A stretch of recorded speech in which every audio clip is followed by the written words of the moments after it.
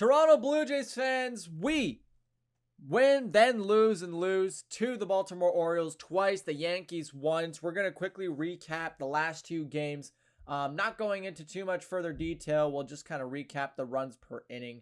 But the Blue Jays exploded in this game. 7-6 win, the third game of the season series, final in the 10th.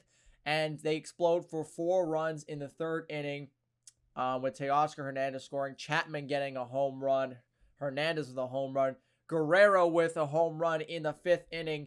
But the Baltimore Orioles, they came back. They made some good plays. They had some good stuff going on in the 4th, in the 8th inning, and really just weren't the better team. But the Blue Jays were so much better in every way of this game, yet the game was tied 6-6, heading to the bottom of the 10th. Guerrero Jr. singles to left field. Bo Bichette walks it off for the Blue Jays, and they win this one 7-6. The winning pitcher awarded to Adam Cimber with his 7th win on the year. 1 inning pitched and 1 strikeout. And Felix Bautista, who pitched obviously the walk-off, had no strikeouts, had really no stats. He's now 2-2 on the season. The Jays would then try to finish off the series and make it a 3-1 series win, but they get absolutely spanked by the Baltimore Orioles in the second game of this series.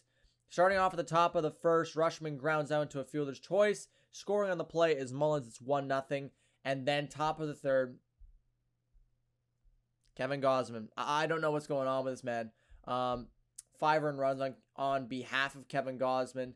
And you just look at the scoring. I mean, 6 runs scored by Baltimore in this inning. Mountcastle singles to left. Mullins scores. Hayes scores. 2-run single.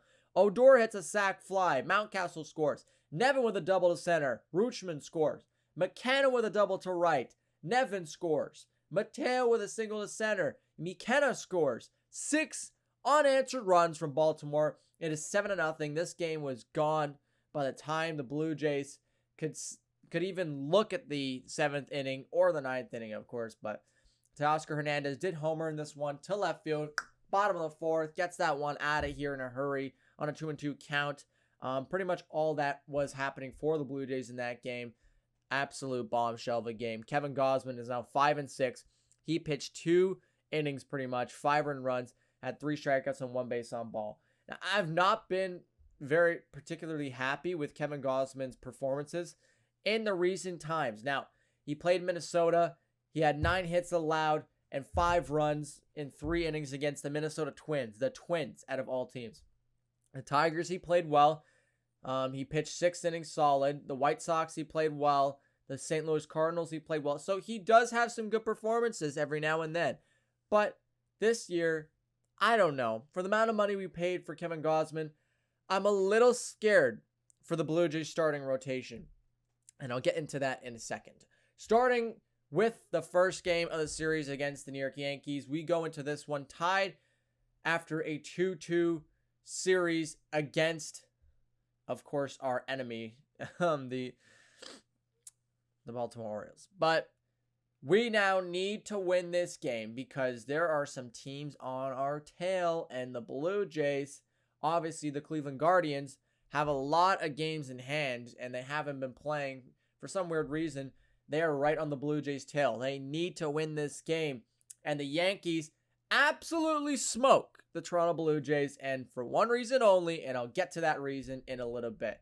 Starting this game off, bottom of the second, Moreno singles to left. Alejandro Kirk scores on the play.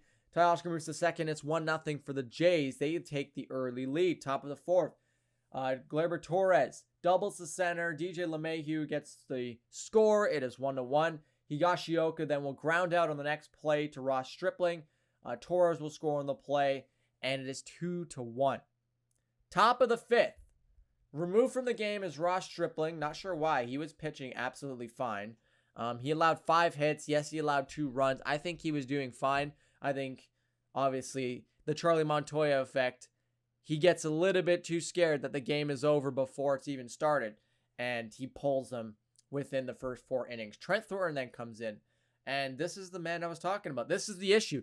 Trent Thornton. Awful. Absolutely atrocious from Trent Thornton. I don't care if you're a Trent Thornton fan. Why? This guy has been so bad the entire season.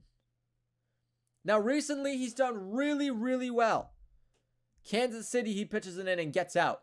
2 innings pitched against KC, gets out. Detroit, 1 inning, he gets out of it. Baltimore, he gets out of it. These are all bad teams.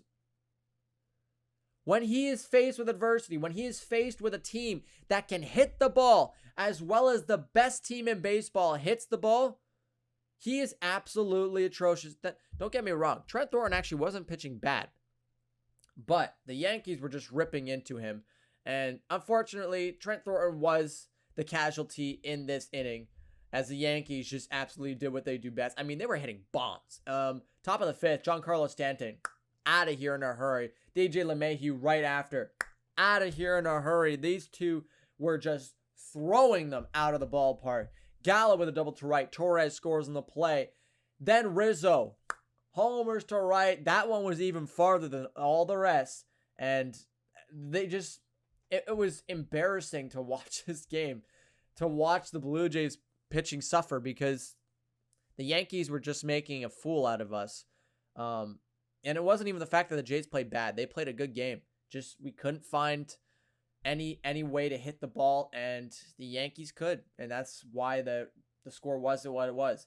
Bottom of the 6th, Alejandro Kirky homers to left on an 0-1 count, making us feel a little bit better. 12 to 2 or 10 to 2 now rather. And the Jays are feeling a tad bit better of what happened from before. Moreno hits an infield single to the shortstop Chapman. It is now 11-3. Gallo will then homer to right on a 2-run shot. 12 runs for the New York Yankees. They finish it off 12-3. Jordan Montgomery, one of the younger guys on this team, gets the win. 3-1, 6 innings pitched, 2 earned runs, 1 base on ball, and 5 strikeouts. And then Ross Stripling with a 3-2 record, 3.5 innings pitched, 2 earned runs, 2 walks in the game, and 3 strikeouts. Ross Stripling, I'm happy to say that he's been a very, very solid pitcher for the Blue Jays. He has probably been one of the most impressive pitchers in the starting rotation this season, besides obviously Alek Manoah, who I knew was going to be a Cy Young candidate. Nobody believed it. I knew Alejandro Kirk would come back and have an unbelievable season. Nobody believed it. We were thinking of trading him. Why would we do that? Because we know how good he is.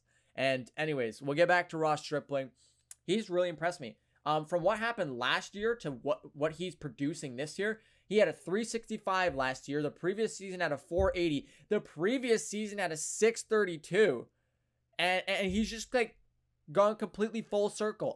He's had years in the Dodgers where he's had a 3.02, 3.75. Like those are decent ERAs coming from Ross Stripling. He was a bona fide starter on the Dodgers before, and I think he can be for the Blue Jays. And he's really showing it in the numbers. A 3.65 ERA, 31 strikeouts so far through 37 games. He's almost at a strikeout per inning pitched. 2-1 record on the season. Only 8 walks allowed and a whip of 114. 114. That's the lowest whip he's had in his career, besides in 2019 when he had a 115. He has been unbelievable this season for the Blue Jays. 32 years of age. I'm really impressed with how he's been playing. Yeah, he allowed 5 hits and 2 runs against the New York Yankees. Sorry. He allowed 2 runs against the best team in baseball. My bad. Like, come on, he's been fantastic. Detroit, he pitched 6 innings, only allowed a single hit. KC, 5 innings, only allowed a single hit. The White Sox allowed 3 hits, got pulled after 2 innings. Like, I don't understand why they were doing this to Ross Stripling. He is so good this season for Toronto Blue Jays. Obviously don't want him to gas out. But if you had to tell me right now what the Blue Jays should be doing right now to get their rotation working, I would start Alek Manoah at the 1. Okay, I would keep him at the 1. Jose Barrios, he's been very, very good. Kevin Gausman, I'd put him at the 3 right now. I just don't see him being that guy as of right now for the Blue Jays, but we'll see what happens due time. Ross Stripling, definitely should be in the 4, and now the Jays need a 5. I just don't think that it's going to be a very good season for one of the men, Yusei Kikuchi. He's been good, but then again, he'll have a bad day, and then we have to use the bullpen, and it hasn't been working out for Yusei Kikuchi, and I understand that.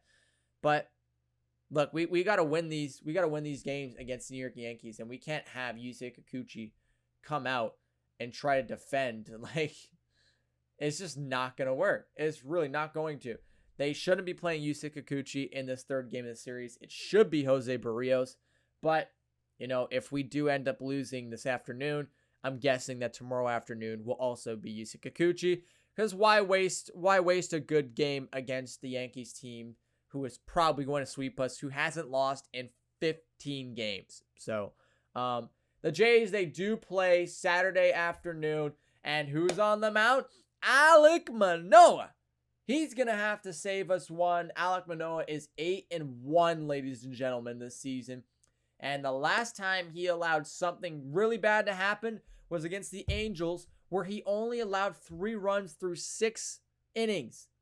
And he had 9 strikeouts in that game. So if he is not a Cy Young, I'm not even going to go in that conversation because he is the Cy Young candidate right now. And being the age he is, 24 years old and already being a Cy Young candidate, man, this guy is freaking talented. I can't believe how well he's done. 1.67 ERA for Alek Manoah. A 2.93 for Jameson Taillon, who is 7-1. He's been a really good pitcher for the Yankees this season as well. He did get lit up for the last 2 performances, allowing 3 and 4 runs through 5 innings and 4 innings. So, he's not as good as Manoah, but he could still pitch very well. So the Jays are going to have to bring the firepower. But, ladies and gentlemen, that is all I have to say for today. Hope you guys did enjoy this video. If you did, please make sure to hit that like button, subscribe for more of these videos, and please make sure to turn on your post notifications to get notified when these videos do come out. One more thing, please make sure to share this video with your friends and family. Helps me a lot, and I really do appreciate it. Thank you so much for watching. I will see you in the next one, and take it easy, guys.